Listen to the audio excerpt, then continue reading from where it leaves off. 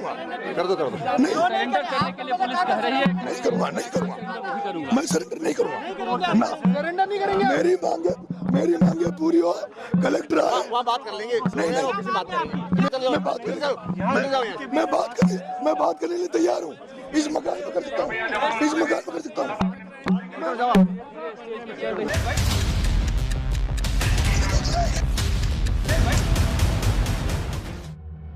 तो भाई साहब, ये है कहानी एक थप्पड़ की जिसने राजस्थान की सियासत में भूचाल ला दिया है। और बात हो रही है नरेश मीणा थप्पड़ कांड की। मैं यहाँ गिरफ्तारी देने आया हूँ और मैं डिमांड यही करता हूँ कि न्यायिक जांच होनी चाहिए मामले की, और उन जो पुलिस वालों ने जो कार्रवाई की कल, उनके खिलाफ भी कार्रवाई होनी चाहिए। एसपी के खिलाफ कार्रवाई होनी चाहिए। उन सभी पुलिस वालों के खिलाफ कार्रवाई होनी चाहिए जिन्होंने यहाँ पे बर्बरतापूर्ण कार्रवाई की, मकानों को तोड़ दिया, गाड़ियों में आग लगा दी। आपने एसपी खुद एसपी आता, एसपी आता, और जो भी अफसर थे उनके नेतृत्व में सारा कुछ हुआ था। राजस्थान के टोंक जिले में हुए विधानसभा उपचुनाव के दौरान निर्दलीय प्रत्याशी नरेश मीणा का थप्पड़ ऐसा गूंजा कि पूरे प्रदेश की राजनीति सिहर उठी। हालात ऐसे बने कि हजारों समर्थकों की भीड़ से पुलिस को नरेश मीणा को उठाने के लिए खासा माइंड गेम खेलना पड़ा। और ये माइंड गेम खेला अजमेर रेंज के डीआईजी आईपीएस ओम प्रकाश ने। तो चलिए आपको बताते हैं कि कैसे पुलिस ने इस मुश्किल मिशन को अंजाम दिया और कैसे ओम प्रकाश ने अपनी सूझबूझ से इस सियासी थप्पड़ कांड में खेला पलट दिया। हजारों सपोर्टर्स से घिरे एक तगड़े नेता को दबोचने की चुनौती पुलिस के सामने थी। ये कोई आम दिन नहीं था, क्योंकि बात सिर्फ कानून व्यवस्था की नहीं बल्कि इज्जत की भी थी। ओम प्रकाश कहते हैं, सवाल सिर्फ नरेश मीणा को पकड़ने का नहीं था, सवाल था चुनाव की शांति भी बनाए रखने का।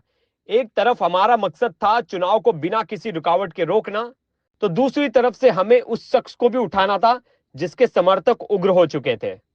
बेसिकली जो कल का जो इंसिडेंस था, उसमें प्रथम इंसिडेंस तो जो प्रशासनिक अधिकारी जो एरिया मजिस्ट्रेट थे उनके साथ धक्का मुक्की और मारपीट की थी। उसमें उसके राजकार्य में बाधा पहुंचाने के, मारपीट करने के और मतदान को प्रभावित करने के जनप्रतिनिधि के तहत प्रकरण दर्ज किया गया था।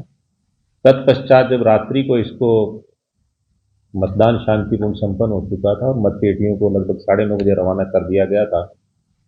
उसके पश्चात जब वहां से इसको इस उक्त प्रकरण में गिरफ्तार करने के लिए गए तो वहां पे गाड़ी में गिरफ्तार करके जो हमारे स्थानीय पुलिस अधिकारी लेके आ रहे थे, उसी दरमियान इसके साथ के जो असामाजिक तत्व थे प्लस उसके साथ बैका के कुछ अन्य लोग थे, उन्होंने आकर के अचानक पथराव किया, आगजनी करी और पथराव और आगजनी करने के बाद सरकारी वाहनों में आग लगा दी। उससे कई लगभग 1 दर्जन पुलिसकर्मी जो है वो घायल हुए।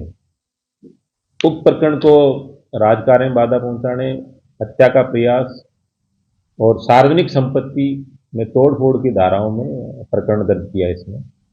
और देर रात्रि को 12 बजे के आसपास करीब 28 टीमें गठित करके और इस घटना में जो भी संलिप्त लोग थे करीब 60 लोगों को इसमें गिरफ्तार किया गया।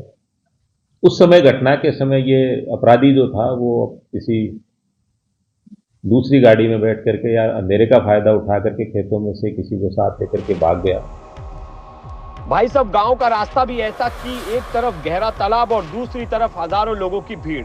पथराव भी हुआ, लेकिन पुलिस का प्लान ऐसा कि ना उधर तालाब में गिरने का डर, ना भीड़ की धमकी। डीआईजी ओम प्रकाश बताते, जब हम रात में गांव पहुंचे तो भीड़ बेकाबू हो गई और हमारे ऊपर पत्थर बरसाने लगे। लेकिन क्या पुलिस रुकी? बिल्कुल नहीं। बाद में आज सुबह इसको भी गिरफ्तार कर लिया गया है और इन जो 3-4 प्रकरण हुए बाद में 1-2 जगह छुट रास्ता आवागमन ने बाधा उत्पन्न करी, तो कुल 4 प्रकरण दर्ज किए गए। हाल फिलहाल पूर्णतः शांति है और उक्त अपराधी के विरुद्ध जितने भी मुकदमे हैं उन सभी मुकदमे कोटा, बारां या जयपुर में जितने भी 1-2 दर्जन से अधिक मुकदमे, कई में गिरफ्तारी पेंडिंग है, कई पेंडिंग ट्रायल है, कई पेंडिंग के ऐसे कुछ एक में स्टैंडिंग वारंट जारी हो रखा है। उन सभी प्रकरणों में इसको गिरफ्तार करके और स्पीडी ट्रायल करके और इसको सजा करवाया गया। आज कुछ जगह रास्ता रोका है और पुलिस का पथराव दिया है, पुलिस ने आंसू के भी छोड़े हैं, उन मामलों में भी क्या प्रकरण दर्ज हुए हैं?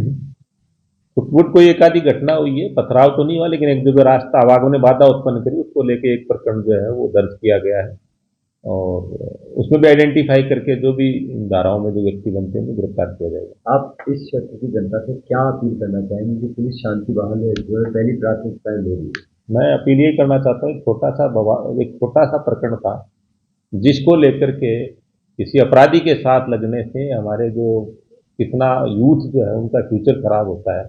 ऐसे असामाजिक तत्वों को अपने घर में पनाह देने से या उनके सहयोग में आने से कितने यूथ, कितनी पीढ़ियां हमारे घर में मतलब इस आपराधिक तत्वों के साथ में कितनी सार्वजनिक संपत्ति की तोड़ फोड़ हुई, कितनी निजी वाहनों में अगजनी हुई, उसके लिए कौन जिम्मेदार है? उसके लिए जिम्मेदार ये कि हम ऐसे असामाजिक तत्वों को हम उसके सहयोग में आते हैं, बजाय उनको कानून हाथ में लेने की बजाय कानून का सहयोग करना चाहिए, जिसमें जो अपराधी को अपराधी की तरह देखना चाहिए, न कि कोई उसमें और दूसरा रूप नजर नहीं आना चाहिए। वो अपराधी है तो अपराधी की ही तरह उसको देखना चाहिए और अपराधी का कभी सहयोग नहीं करना चाहिए। शासन का सहयोग करना चाहिए, कानून का सहयोग करना चाहिए। कानून किसी भी सूरत में हाथ में नहीं लेना चाहिए और किसी तरह की अफवाह, चाहे वो ट्विटर पे हो, फेसबुक या सोशल मीडिया पे हो, उस पर ध्यान नहीं दे के जातिगत कटुता या नफरत का जो काम करने का जो है काम है वो बर्दाश्त योग्य नहीं है। और कानून हाथ में लेकर किसी भी तरह का कोई अगर अवैधानिक कृत्य करता है तो निश्चित रूप से उसके खिलाफ विधिक कार्रवाई सख्ती से की जाएगी। अब सुनिए वो फिल्मी अंदाज वाला मोमेंट जब पुलिस ने भीड़ और पथराव के बीच से निकालकर आखिरकार नरेश मीणा को गिरफ्तार कर ही लिया। यही नहीं, पूरे ऑपरेशन बिना कोई बड़ा नुकसान किए पूरा किया गया। ना किसी पुलिसकर्मी को चोट, ना कोई ग्रामीण घायल। इस पूरे कांड ने साबित किया कि सही रणनीति और संयम से कितनी भी बड़ी भीड़ के बीच से मिशन को अंजाम दिया जा सकता है। तो बस यही खत्म नहीं होती ये कहानी। ये थप्पड़ सिर्फ मीणा के चेहरे पर नहीं पड़ा, बल्कि ये थप्पड़ राजस्थान की राजनीति के मुंह पर पड़ा है, जहां पर सीट पर सियासी दांवपेच और दबंगई का खेल चलता है। ये थप्पड़ है कानून के उन दुश्मनों के खिलाफ जो सोचते हैं कि भीड़ के बीच में छुपकर बच निकलेंगे, और ये थप्पड़ है उन नेताओं के लिए जो अपने समर्थकों की आड़ में गुंडागर्दी फैलाने का प्लान बनाते हैं। अगली बार जब कानून को चुनौती देने का प्लान हो तो ये थप्पड़ याद रखना, क्योंकि कानून की ताकत